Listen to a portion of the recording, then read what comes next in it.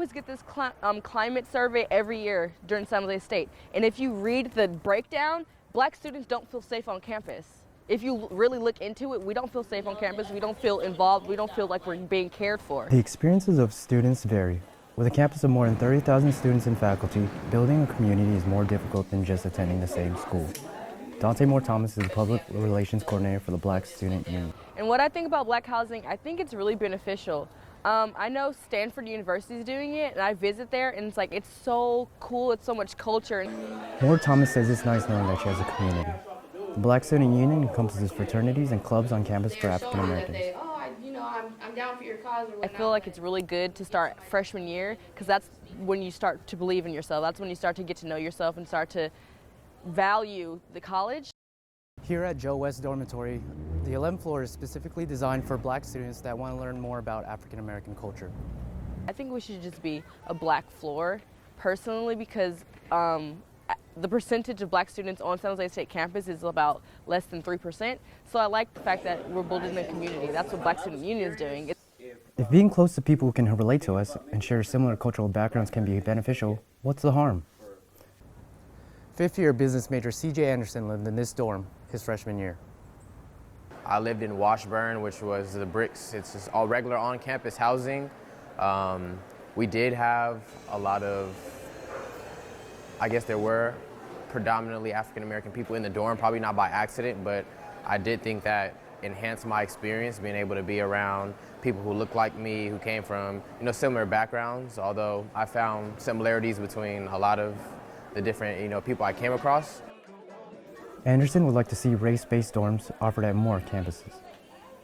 In terms of on-campus housing for different black people, across different UC and CSU campuses, I think it's definitely any space for a group of people who have a commonality, whether it's gender or race, is a good thing.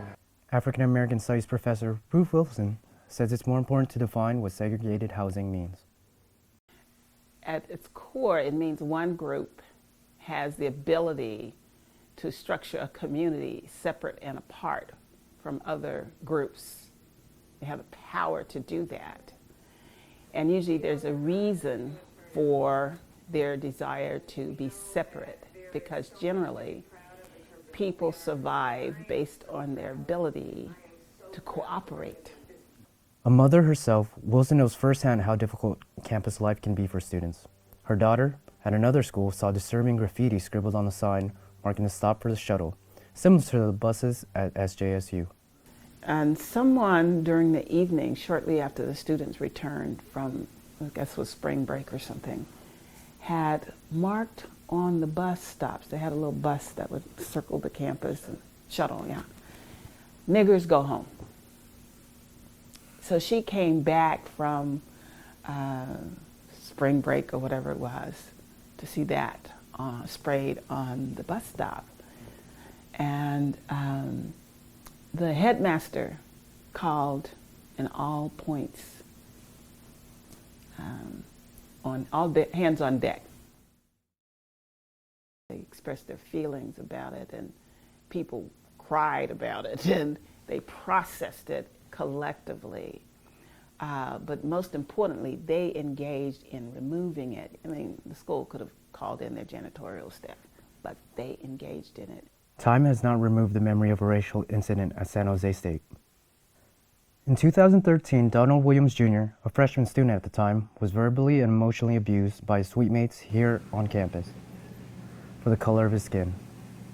For many students, this incident revealed the issues of race at SJSU and created concerns for the school's handling of events. I'm still pissed off about it, honestly. It's still, every time I talk about it, it fuels this more fire in me, and it's like, it makes me even more pissed off. So I don't think San Jose State did enough at all. Like, by far, they did not do enough. At this meeting, university's officials revealed the results of the 2015 Campus Diversity Climate Survey, announced by Kathleen Wong Lau, the new Chief Diversity Officer.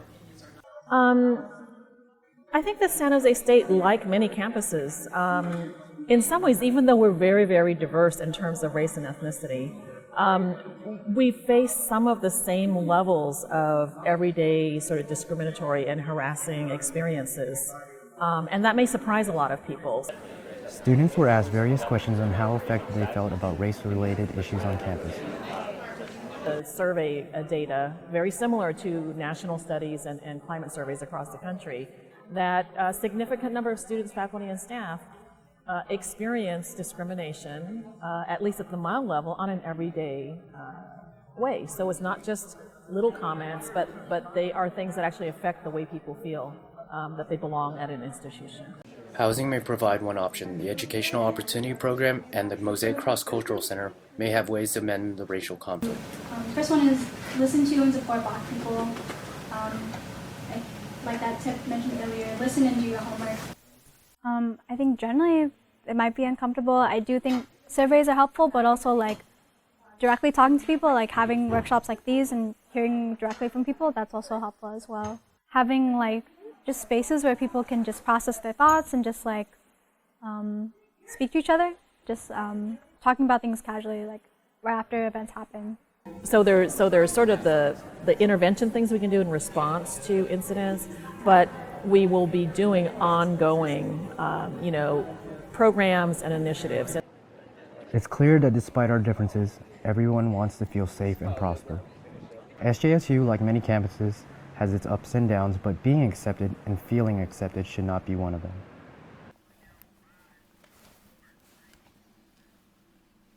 Welcome back to this edition of Equal Time. Today we're going to talk about the Black students in dormitories at San Jose State, but also campus climate on this university campus. Let's meet our guests. Hello, my name is Regina Harris, and I'm a fourth-year senior here at San Jose State University, and I'm also the current Black Student Union Vice President. Hi, I'm Kathleen Wong Lau. I'm the Chief Diversity Officer, and I'm in the Office of the President at San Jose State University. Hi, my name is Armani Donahue. I'm a fourth-year graduating senior at San Jose State studying psychology, and I'm also the current president of Black Student Union this year. And I'm Michael Randall, Associate Director of Academic Advising and Retention Services, the co-chair of the African American Task Force for Student Success, and advisor to the BSU. Hi, my name is Justin Tennell. I'm a graduating journalism major, and I'm the producer of tonight's program. All right, very good. Thank you all for being here tonight. Key question, we'll start with the student journalist. Why did you want to do this story? Well, this is an issue that I think is very important in society. Race has always been an issue, and more so on campuses across America. In the past fall, other schools like Cal State LA, UC Berkeley, they've adopted housing primarily for African American students into their campus, and I know we just recently have the Joe West 11th floor dedicated to created by the Black Scholars Union, and I wanted to explore that again because a lot has happened since it was created, and it was created by President Kayomi, and he left in 2015. Let's ask our diversity officer, because I know you've been front and center in all of this. What has it been like for you being new on campus? Well, I felt very welcome on campus. At the same time, there have been some wonderful things that have happened and also some challenges on campus in terms of looking at diversity, especially on inclusion and equity. So I think that the campus has had its challenges, but I believe that we have a good cabinet and we've got some great, wonderful people here, some of them who are in this room, who are working on issues that they are experts in. And so I think that things are going as well as can be expected, in a good direction. All right, very good. Randall, I think you're one of those wonderful people she was just talking about. Am I? But how do you perceive what's happening on campus? Well, I think we have some good things happening on campus, but we still have a long way to go. I've been here about 17 years, and I've seen kind of the ebb and flow of campus climate with respect to Black students and their place on the campus. And I think what people need to keep in mind with Black students on this campus is they're what we call a super minority. And a super minority is a population of people who are below 5%. Okay? So with respect to things like campus housing, with respect to special programs, with respect to a number of issues that people might have questions about with respect to inclusivity, part of what happens when you come to a campus where you're less than 3% is the diversity itself can sometimes be overwhelming, but also what happens is you get the bully complex. And so the population becomes targeted because it is small in number, and that the perception is they can't defend themselves. So what you get is enclaves of protection. And so the themed dorms are an example of an enclave of protection. It's a place where people can sleep and feel safe without waking up with a swastika at the end of the door. Which is an incident we Correct. experienced here Correct. a few years ago. Now let me ask our students, when you hear us describe that, how does that make you feel? You have a position on campus where you get a chance to see this up close. It makes me feel confused because I think in a lot of times when, just like the swastika incident, it's not really something that you're faced with, I would say, as in like face to face. It's kind of like things that it's secretly done and you turn around and you think you're safe in your dorms and you turn around and somebody does something like that. It's shocking and confusing, you know, from students' perspective. That's how I would. And would you agree that this is the truth? I would, because it's not like you know you're going to wake up and see this tomorrow. You're walking by these people in your hallway daily, and you wouldn't think this of, you know, most people. And then to see this incident, I can see it as a shock and a surprise. I've never been through anything like this, so I can't truly speak on it, but I can only imagine that it would be a surprise to see. All right, so is the solution to put in a dormitory setting, for example, all one culture on one dorm floor or one section for the comfort concept, if in fact it may undermine the concept of interaction and multiculturalism? So I'd like to speak to that. I think that on any university campus, such as San Jose State, where we have 33,000 students coming from all parts of California as well as from around the world, we need to assume that students come to the university with varying experiences of being with other people or perhaps being in their own community or having lived in multiple places, right? So I think that universities are trying to, and I think San Jose State is trying to do this, set up different types of situations so that students can choose to opt into, for example, a learning community such as the Black Scholars Learning Community, or may choose to not opt into that, right? So I think that college is an opportunity for people to learn not only more about themselves, but also about other people. And the issue of safety that Michael mentioned is also really important. So having psychological safety is incredibly important. And sometimes in these communities, you have allies who may not be from that group who also are very interested, who opt into these type of housing situations. So I think that there are different types of ways for people to interact on campus. And that it's incumbent upon universities to be creative so that we can create a diversity of spaces so that people can opt in or opt out and have different types of experiences while they're here. And is the psychological insecurity, let's call it, as a result of all these incidents that we keep hearing one after another after another? It plays a part, but I want to correct something you said. First of all, the themed dorms are not dorms for blacks only. So I think, you know, it's important to get the truth out there. White people can be on the theme floor. Asian people can be on the theme floor. Latino people can be on the theme floor. They have the same option to get on the floor as everybody else. I always find it curious that I can be in an all-white classroom and nobody perceives that as putting all the whites in the class. This seems to be an issue whenever more than 3 black people get together, that there's this notion of, well, is this a wise thing to do to put the black people together? But we exist in a world, and I'm talking about this campus in particular. As I told you, we're 3%. We're super minority. So our perception of what we experience is all Asians in the classroom, all white people in the classroom. So as soon as black people get this much real estate, you get a question like the one you just asked. Well, is it smart to put all the black people in one place? So the black people don't perceive themselves all in one place. What they perceive is that the whole campus is in one place and that they're in a corner of the world that other people won't come to. Is that an individualized perspective, though, as opposed to a general perspective? I'd say given the number of students I've talked to and the research that's out there about black students sitting at lunch counters in various college institutions where the black students are accused of sitting together at a lunch table, but the white people don't perceive themselves as sitting at a lunch table even though they're not sitting at the black table. No, I don't think it's individualized. Well, 26 years I've been here, and I have seen cultures sit together and fraternities and sororities sit together. I've never perceived it as an insecure environment for me, but I'm a faculty member. Right. For students, how do you perceive it when you see groups staying together? I just see it as those groups of people being comfortable with each other. I don't see it particularly any way, but if I see people who have the same Greek letters on, they're brothers, they're sisters, that's just what they do. If I see a group of Latino students together, and like there's just a commonality that most groups you'll see have, so I don't question it really. It's just that's what they're doing. And could that be perceived as segregation nonetheless? I don't know if it could be perceived as segregation because I feel like it's normalized.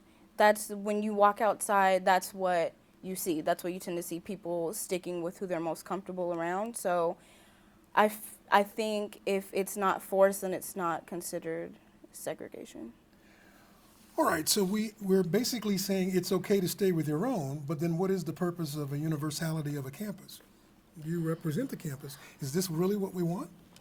Well, I think that it is a misnomer that, you know, and I'm not suggesting anyone on this panel says this. It's not like students, you know, exit their rooms in the residence halls and they walk together in packs and they're always in classes, not with other people. So I think there's lots of opportunities on any campus for people to interact very differently, you know, with other people who are different. So in their classrooms, in class projects, when they join clubs, there are interest clubs that are not necessarily identity-based that I know that many students participate in.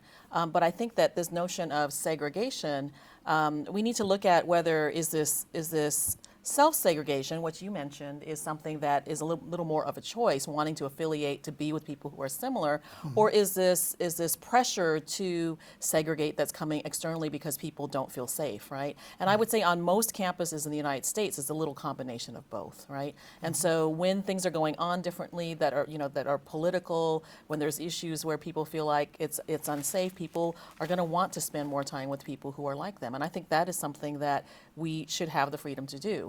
You know, we are a public university, and so we're not telling people who they have to communicate with, or we don't force engagement, but we certainly want to set up our educational classes and practices so people have those opportunities to do that. Because yes, indeed, those skills are very, very important. I don't think that people have to be in those types of combinations or variations constantly in order to learn. People also need their own spaces to learn as well and to feel agency and safety. And I think that's what the audience might want to hear more clearly discussed.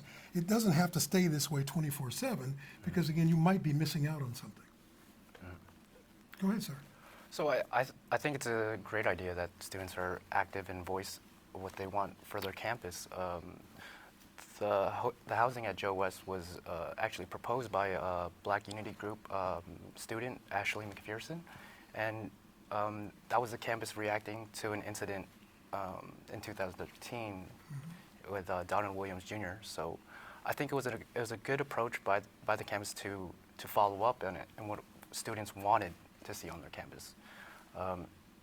Although it's something that's negative with safety concerns, I don't think ultimately that's the goal that we're trying to get at.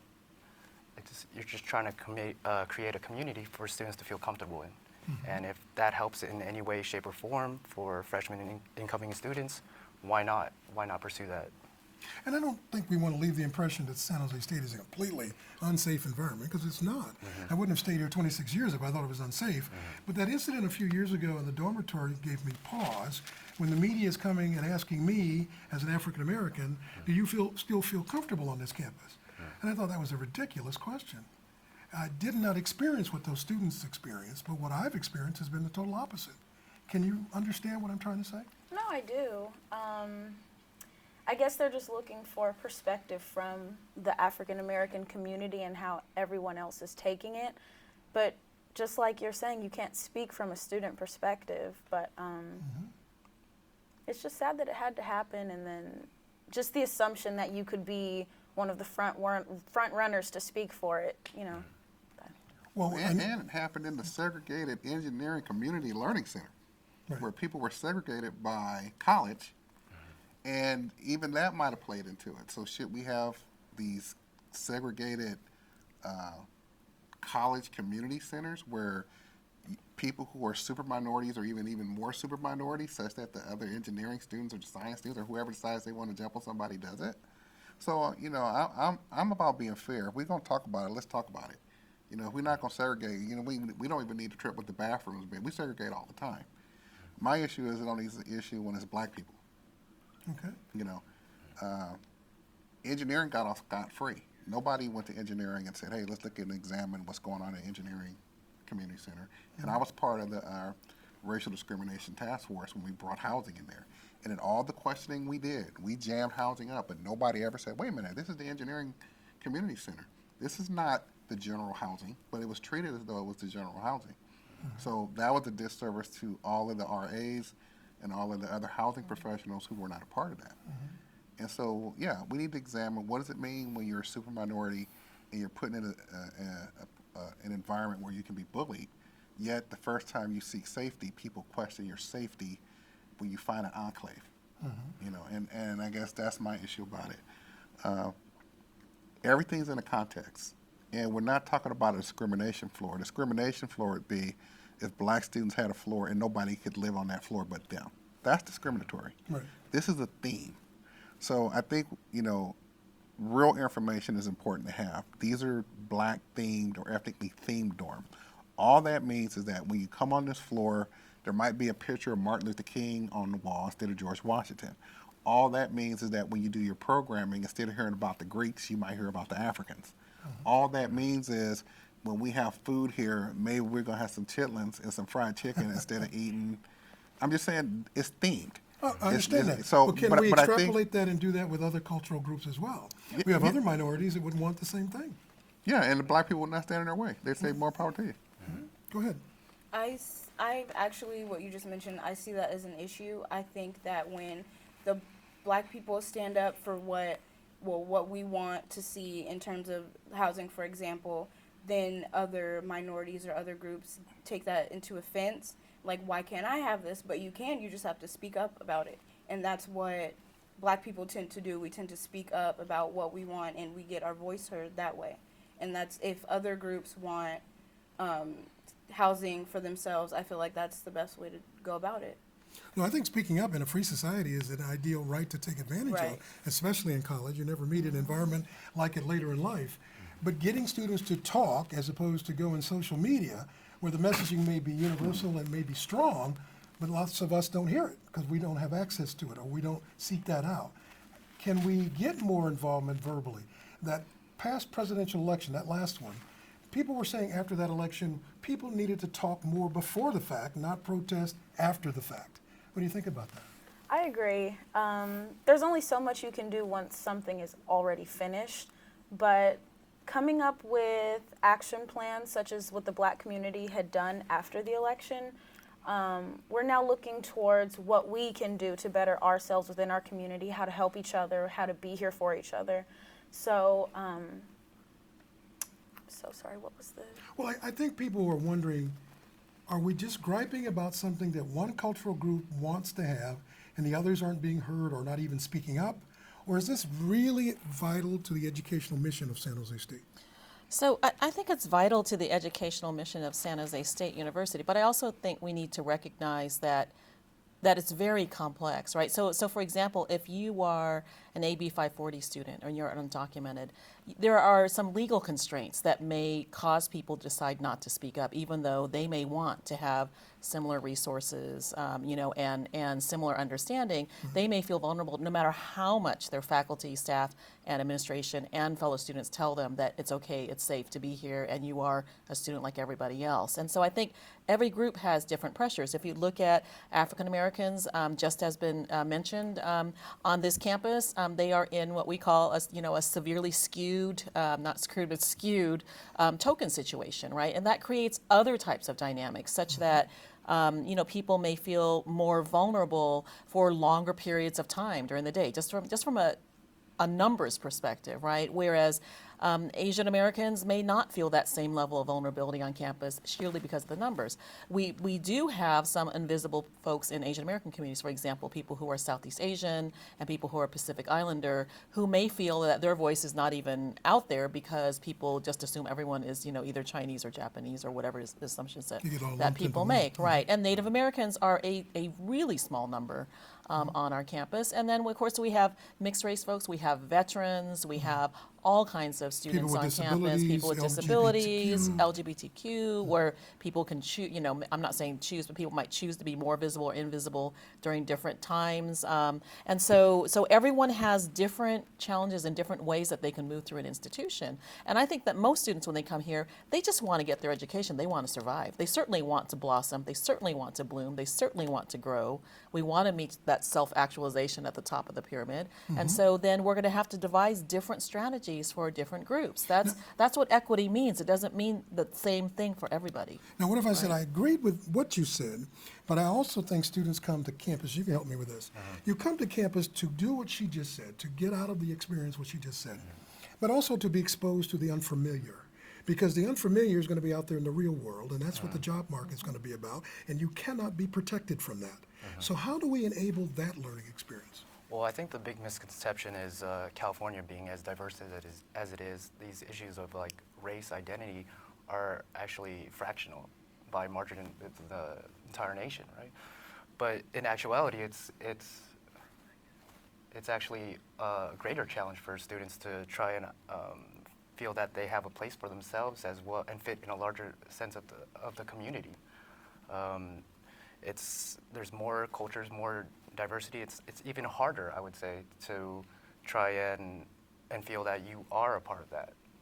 Does that make sense? Yeah, it makes sense, but I still want to see students understand that, for example, in our field, you're going to deal with a population where there's a majority of white people in journalism and advertising and public relations. And as much as we're trying to get that to be more diverse, you better know how to walk in the door, hold your own, speak up, and participate, contribute. If you don't feel comfortable doing that, success is difficult to achieve.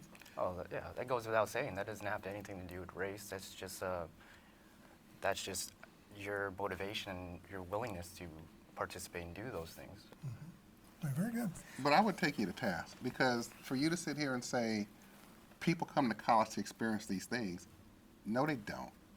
They come to college because what's sold to them in high school is you'll make more money if you go. They're not coming here. They might experience all that stuff as a byproduct of being here, but in their minds, when they're filling out that application, they're not going, I want to go to college so I can experience all this stuff that you just said. Well, I never said it was a priority, but I think it would be a mistake not to experience it. That might be true, but what you said is people come to college too, and then you begin to describe what that was. And I'm telling you, that's not necessarily what they come to college to. They come to college because in their mind, somebody showed up in the 7th grade or the 10th grade and said, here's the chart of people who have a high school diploma, and here's what they make, and here's the people who graduate from college, and here's what they're making, and we all go, ooh, I think I want to get me some of that. So they come here to get them some of that. Now, what they get here and find is diversity. We're running out of time, so I just have to say, I can hear my liberal arts colleagues saying, though, wait a minute here, if it's all about money, then that isn't necessarily the way universities are organized in the first place. So one of the things we have to realize is we do come to a college campus to learn more than how to make money. It enables it, but it's not the end result all the time. With that, I'm afraid we're out of time. I want to thank you all for being here. Thank you for joining us. We hope you'll come back for another edition of Equal Time. We actually ran over. Yeah, so you're gonna have to. I thought we were just getting into it, though. Well, why didn't you speak up more? Oh, man, that was good, though. Yeah, I think it did, but speak up. You can't be No, I'm part of the majority, you know. I know. But you know what this says to me? I want to hear what you have to say, though. So I want to, even though we're not filming, yeah, go ahead and talk. Yeah. I want to hear what you have to say about the last topic, which was why do students come to college, or what are some of the things that motivate them to come to college? I think along with what Michael said, basically, just it is to get in, I would say, a different perspective and experience. Totally, you come to college and it's a completely different world for most people, and they're stepping out of their elements, and it's just that step